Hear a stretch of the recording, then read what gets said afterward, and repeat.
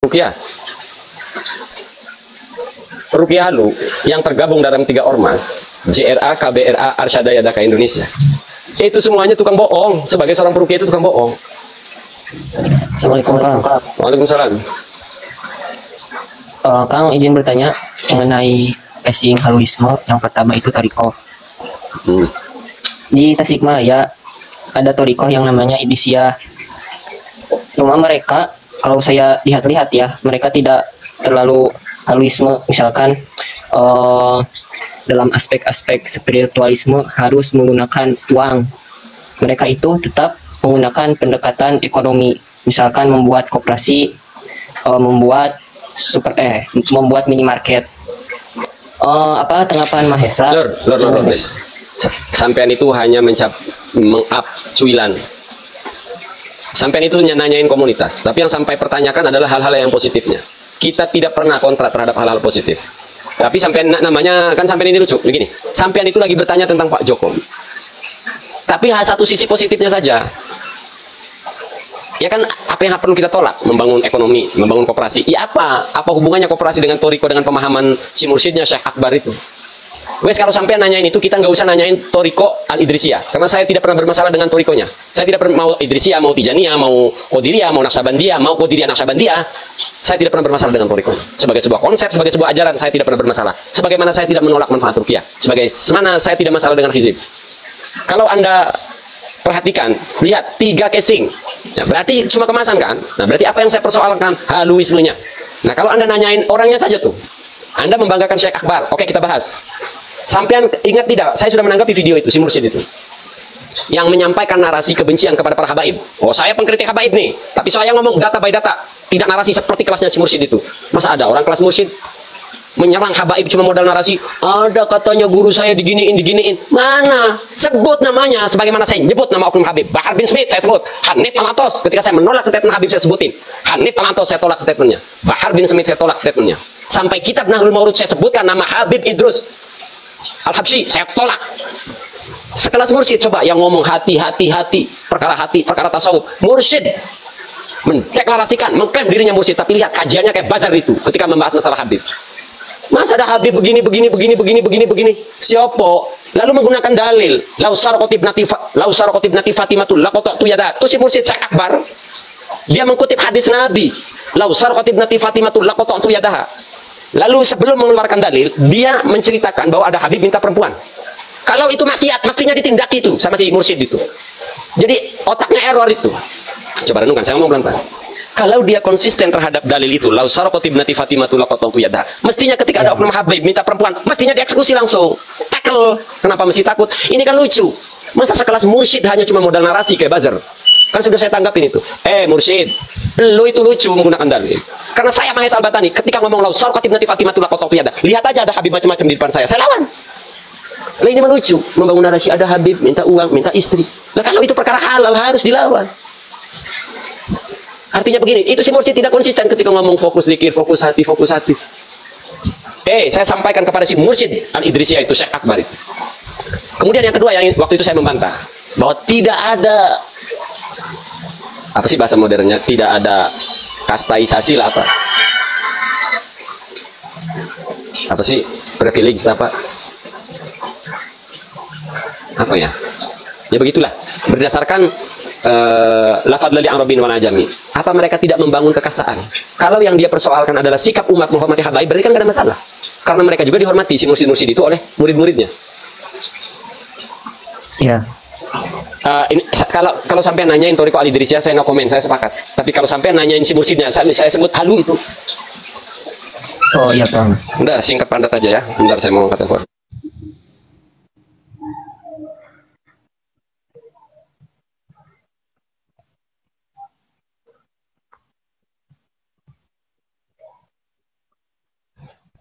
Gak ada suaranya Kang.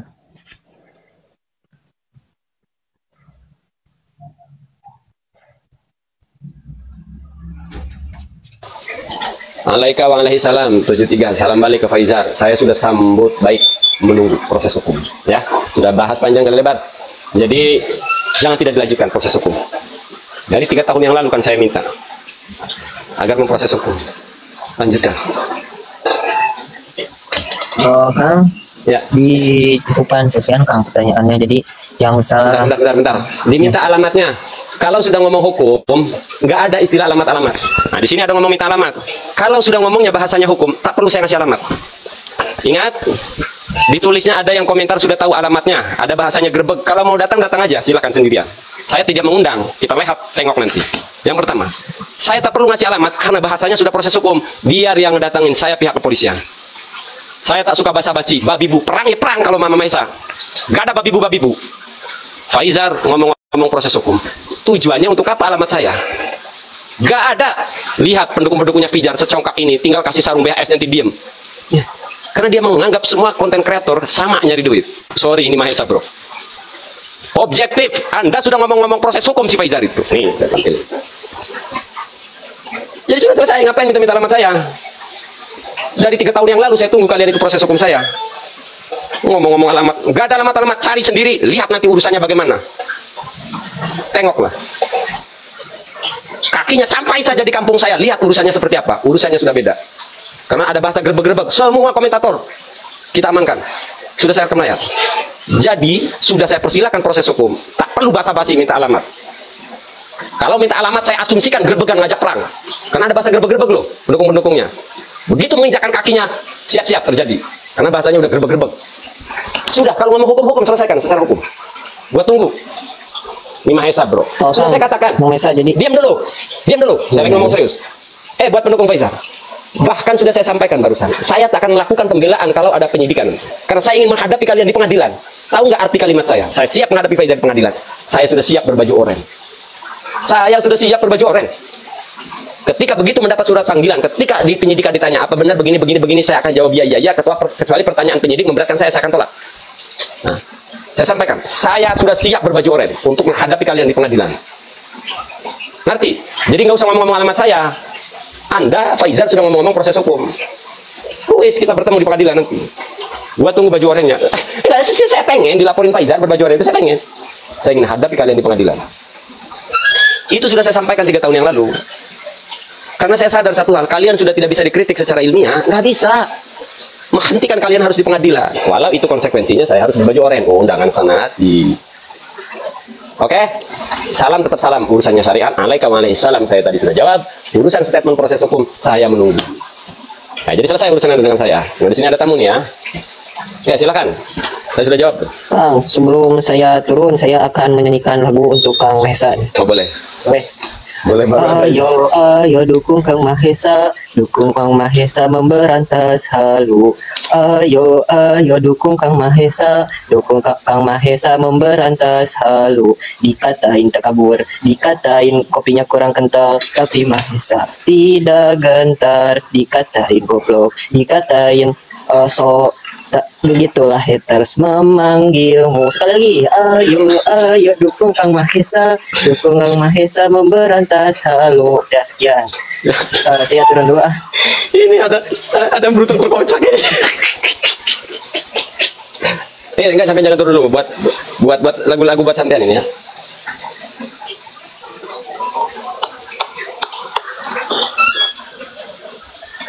Oh, jangan lagu ini aja ya, Lur ya. Ini buat sampean nih ya. Listriknya murah di aplikasi Go. Video saya di up orang ada iklannya, di channel saya nggak ada iklannya.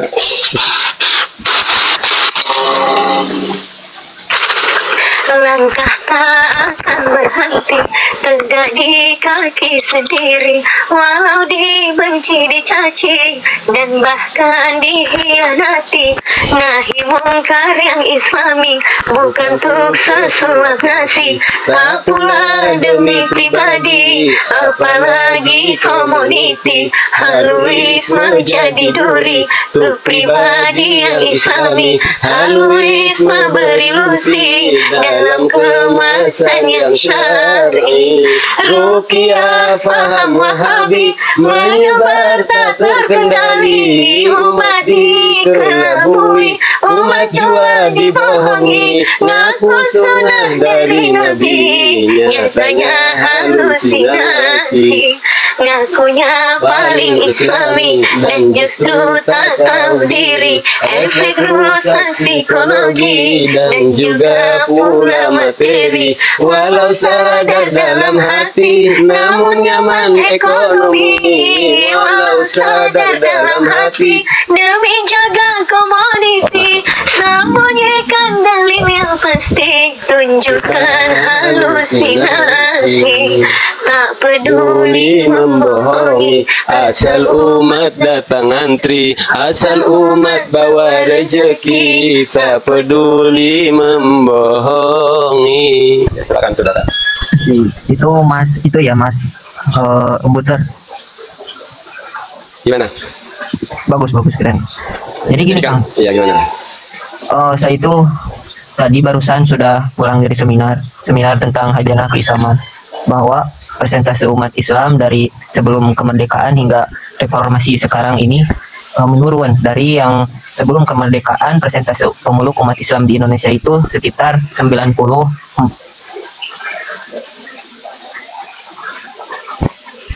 Menurut data antara 2014 itu turun. Jadi pemeluk Islam yang sekarang ini antara 75%. Ini mengapa hal ini terjadi? Suaranya putus-putus. Karena umat Islam menitik beratkan kepada hal-hal yang ritualisme. Mistis. Misalkan sholat, ya dipotong ya. Ya. Sholat, terus misalnya sholat kenapa? Sholat tidak tahu maknanya gitu, tidak tahu apa yang disebut dengan sholat. Misal yang saya ketahui cuma itu. Terus ada hal-hal yang berbau mistik, terus percayai secara berlebihan dengan agama. Ya. Suaranya kepotong-potong loh. Agama ini, suaranya kepotong-potong. Sehingga agama ini, masih enggak? Lanjut. Jadi gini Kang, sehingga agama ini kan tidak sesuai dengan sunnah yang Rasul kerjakan, di mana Rasul kepada umatnya itu untuk kepentingan yang dimana umatnya di mana setelah Nabi Muhammad SAW berdakwah di Mekah, menyebarkan ilmu, menyebarkan agama Islam untuk memperbaiki akhlak, Nabi Muhammad kan memberikan solusi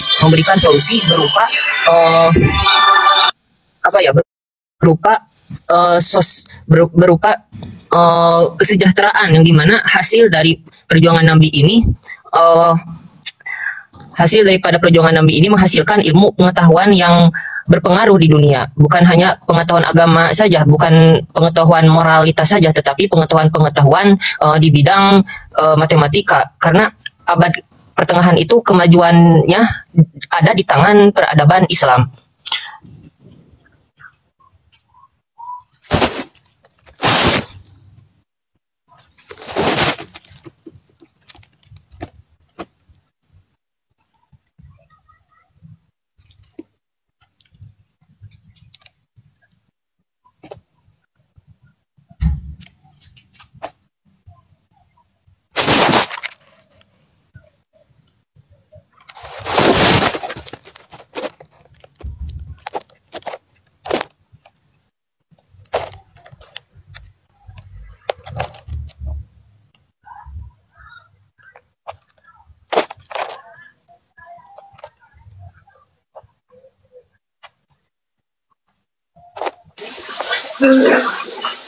Oh, jadi begitu Kang. Mau jadi backing Mahesa, Nah, kalau itu benar, kalau alasannya menempuh jalur hukum untuk nyari duit, ya hukumnya benar. Kirain mamanya saya mau kuliah jurusan hukum, mau menegakkan hukum,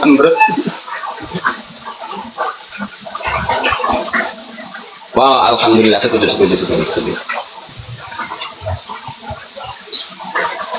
Keren. Oke, pokoknya adekmu siap mengawalmu. Lu ada yang gores, Mahesa tak akan terima. Lu ada yang Noel, Bang, gua gak akan terima. Urusannya Mahesa.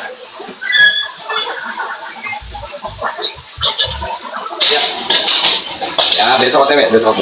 Iya.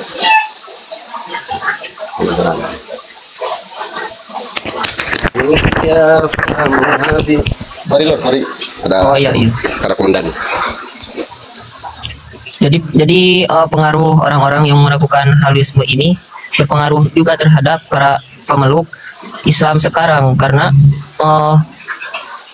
menjadi sebuah tanda tanya gitu, ritualisme yang tidak masuk akal, bahkan cenderung seperti Aduh, putus terus. Putus loh. perekonomian tidak mendukung. Iya, Ya, begitu saja tapi sih. ya intinya begitulah. Wajar karena sekarang apa ya, haluisme mistis ini dikait-kaitkan, dihubung-hubungkan dengan agama. Akhirnya seolah-olah Islam itu bukan agama yang rasional gitu loh. Apa ya, kayak karena banyak bambu-bambu klinik sekarang. Ya itu tadi, dulu namanya dukun, lalu ganti ahli hikmat, sekarang peruqyah. Isinya itu aja, beda kemasan. Ini kan luar biasa gitu loh. Yang bikin kita jengkel itu ya mengatasnamakan Nabi, yang dongeng rantai dari langit, mengatasnamakan karomah, mengatasnamakan Nabi, yang ngaku memotong leher jin, mengeluarkan jin, semuanya ngaku atas nama Nabi. Akhirnya orang-orang rasional memandang kok Islam agamanya gini amat gitu. Makanya itulah kenapa harus muncul orang-orang seperti Mahesa itu harus muncul. 1-2 mau wajar gitu loh. Skala Indonesia, masa ada satu orang yang barbar aja? Buat perimbangan lah. Saya kira itu sajalah ya. Saya ingin sampaikan kepada mereka, Islam itu rasional. Amaliannya rasional. Iya. Gitu. Ya, dulu ya habis, lanjut, sehat selalu belajar kuliahnya, lanjutkan. Umat butuh generasi muda seperti sampean penerus. Ya, amin Kang. Saya turun dulu ya Kang. Ya. Assalamualaikum warahmatullahi wabarakatuh. Waalaikumsalam warahmatullahi wabarakatuh. Silakan Al-Sofa, Pak Sundan. Assalamualaikum Bang. Waalaikumsalam. Iya Kang, silakan. Terkait saya mau tanya ya. Terkait masalah polemik sekarang ya, yang paling parah itu kan antara Islam dan Islam.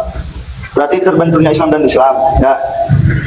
Berarti jangan Islam dan Islam, enggak, itu kalimat yang kacau. Antar umat Islam, Gitu antar ya. golongan. Masalahnya kan masih eksternal.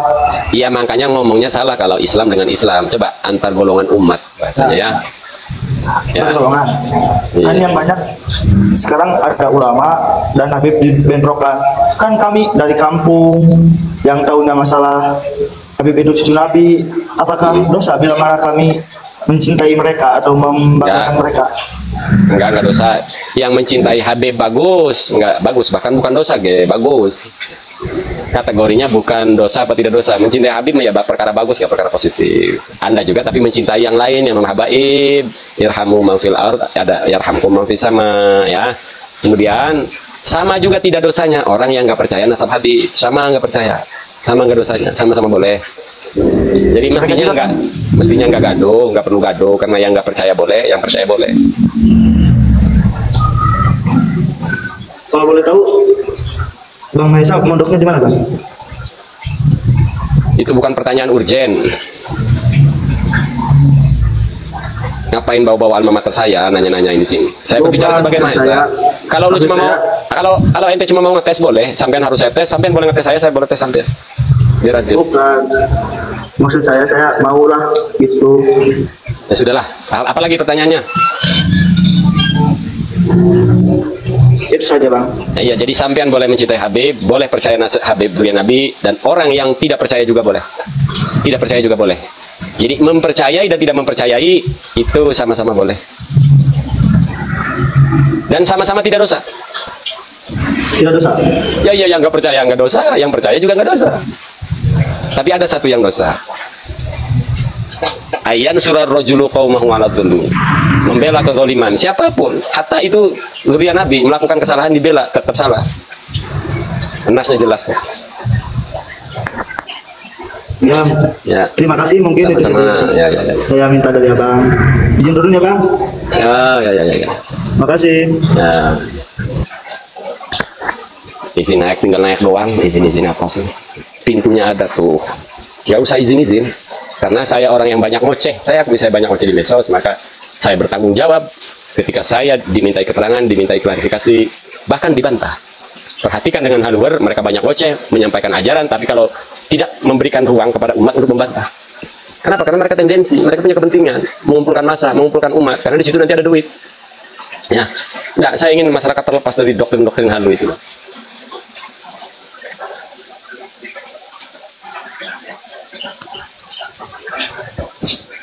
Dan saya anggap Mas Aceh di YouTube. Waalaikumsalam. Kang, izin maksudnya pengen tahu lah apa sih tanggapan Akang itu mengenai tentang tesis Ki Haji Imaduddin. Terima kasih. Nggak ada tanggapan, boleh-boleh aja lah orang neliti. Kalau saya nggak ikut, oh jadi nggak ada tanggapan gitu. ya orang meneliti kan membuka-buka kitab-kitab ya boleh. Kitab mencari referensi terus berakhir kepada sebuah kesimpulan, misalnya kata Kiai Imad Habaib bukan durian Nabi, ya sah-sah saja, kenapa emang? Walau saya nggak ikut ya, saya nggak ikut apa itu, tesis apa itu, saya nggak ikut, tapi saya menghormati orang bicara ilmu itu boleh. Kenapa emang? Sekarang saya mau tanya sebalik, apa tanggapan Anda tentang cerita pesawat mundur, Oknum Habib? Apa tanggapan Anda tentang rantai langit dari Mas turun? Apa tanggapan Anda? Ada seorang Habib, kalau ketemu perempuan di pasar dipegang susunya. Apa tanggapan Anda? Dan itu dicantumkan dalam sebuah kitab. Apa tanggapan Anda? Tanggapan Anda apa? Ada seorang Habib, namanya Habib Ahmad. Kalau ketemu perempuan di pasar, susunya diremas, dipegang. Apa pendapat Anda? Kacau. Ya kacau. Nah, maka kekacauan itu harus diluruskan, harus kita tolak. Ini bukan tentang perilaku orang di belakang layar. Itu perilaku orang di belakang layar dituliskan dalam sebuah kitab, disampaikan, dibanggakan. Baik, Ya. baik. Oke, siap. Jadi sudahlah ya, berkaitan nasab saya kira tidak ada perlu, walaupun biar bagaimanapun ini sumbernya memang dari situ. Jangan berlebihan membahas nasab, kalaupun membahas, saya lebih suka membahas kajian, membahas pernyataan, membahas pemahaman yang diajarkan ya. Artinya saya tak mau ikut campur kalau ada orang punya pemahaman A, B. Kalau itu untuk dirinya saya hormati. Jangankan cuma beda pemahaman di usul, di furu'. Kita bahkan menghormati orang kafir. Oh ya, tapi ketika orang itu punya pemahaman menyimpang, disampaikan, diajarkan di publik, itu kan persoalan beda, berarti persoalan umat. Nah, boleh kita membantah, dan itu bukan ghibah, itu diperbolehkan. Ya, Hafiz. Ya, siap. Oke, siap. Oke, syukran Kang.